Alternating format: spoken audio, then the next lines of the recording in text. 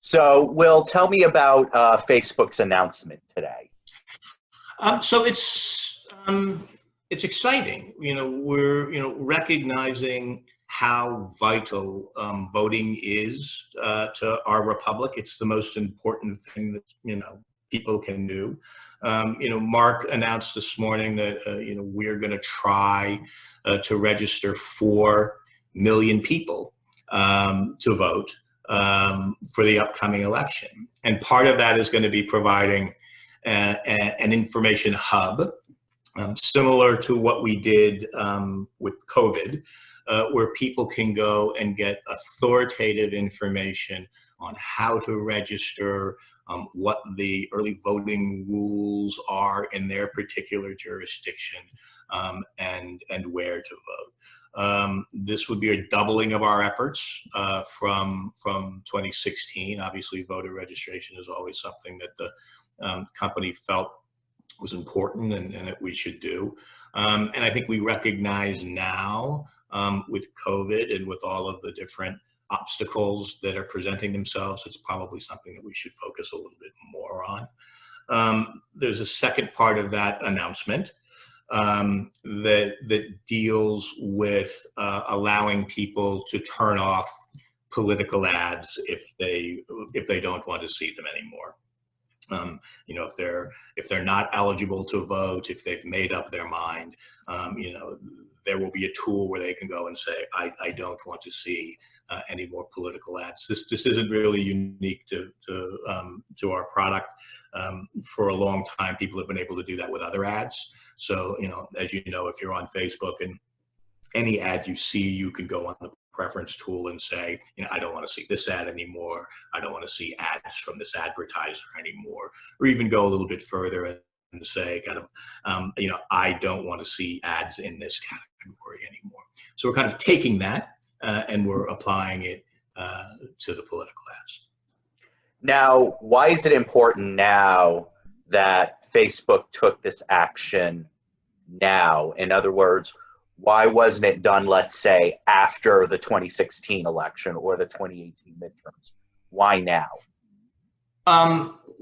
So voter registration obviously changes and people move. So I think in most, voter registration and voter education efforts, you wait until you're relatively close to the election to do them. With regard to the political campaigns, turning them on or turning them off, again, this is the next kind of big moment for that, and this is when we made a decision we were going to allow folks to opt out of seeing those.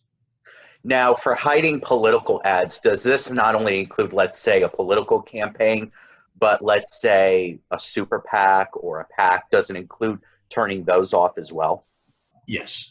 So these will be any of the ads that currently need to be registered. One of the things that we did after the 2016 campaign, and we recognized how susceptible not just Facebook but the internet was to foreign interference, is we developed this requirement that all political ads register. And the idea behind that is we wanted to know who was producing the ad, and we wanted to make sure that there was a lot of transparency for people who were seeing them, so they knew the source of those ads. Those ads not only include the specific elected officials and parties, but also PACs and other specific issue ads. So any ad in that category, you will be able to say, I don't want to see these anymore. So, Will, there has been criticism on the internet and through, the cable television networks and whatnot, that Facebook's actions, they didn't go far enough, that you're not targeting, let's say, President Trump, what he says on Facebook, or doing what Twitter has done, labeling tweets that are considered misinformation. What do you say to those critics? So we have taken action on some of the president's ads. So not that we haven't at all. We stand very firmly that we should be a platform for speech, and that we and other platforms shouldn't serve as the fact checkers for specific candidates, that their comments are open and they're in the free market of ideas, and there are plenty of opportunities for others to push back and to correct that record. We often look at this at the presidential level. But I think the reality is the majority of politicians who use our platform are state and local elected officials. And those campaigns and those debates are always heated, as they should be. And there are always questions about claims. So, for example, if candidate A says, I voted for expanding the school lunch program, and then candidate B says, well, but they voted for it in House Bill 3, but in House Bill 7, they voted against it. Facebook, you need to take down that ad because it's not truthful.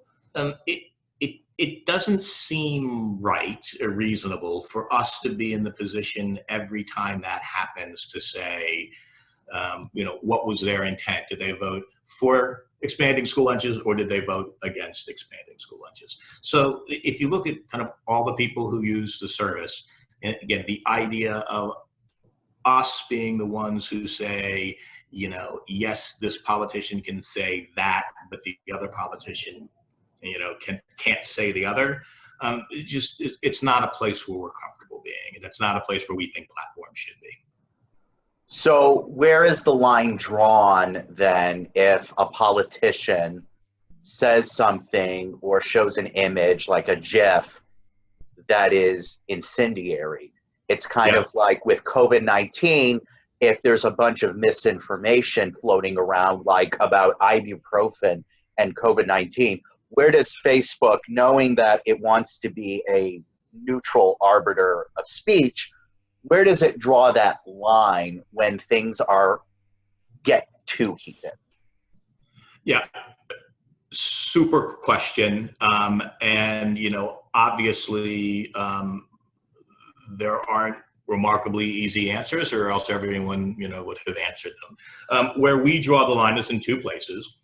One, voter misinformation that's going to kind of lead people to either not register or to vote, on the wrong day. So any comment from anyone, elected or not, that says, the election has been moved to Wednesday, or, if you have an unpaid parking ticket, you can't vote. Any information like that that's voter misinformation, regardless of the speaker, will come down.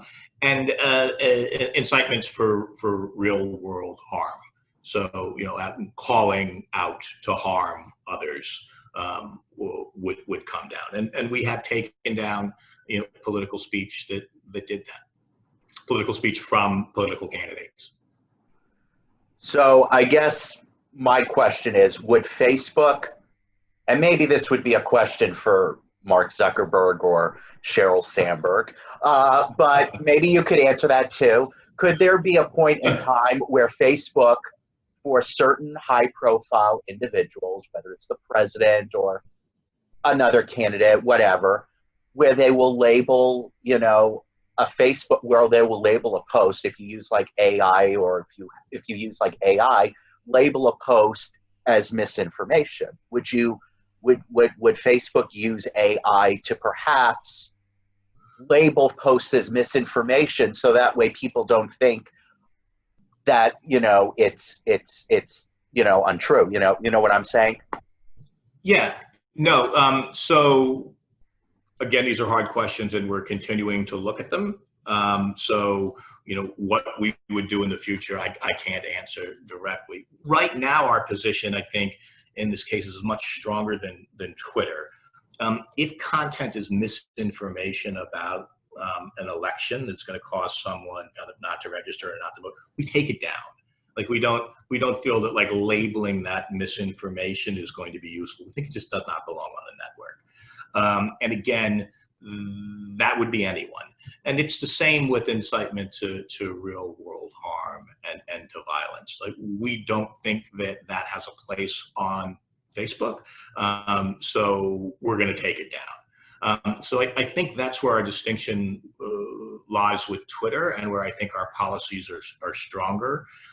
We will label things as misinformation when they don't rise to that level. Statements like the governor failed to balance the budget 3 years in a row, right, from an outside source, not from an elected official, when it's clear that there was a balanced budget 3 years in a row, right? That's the kind of stuff we say.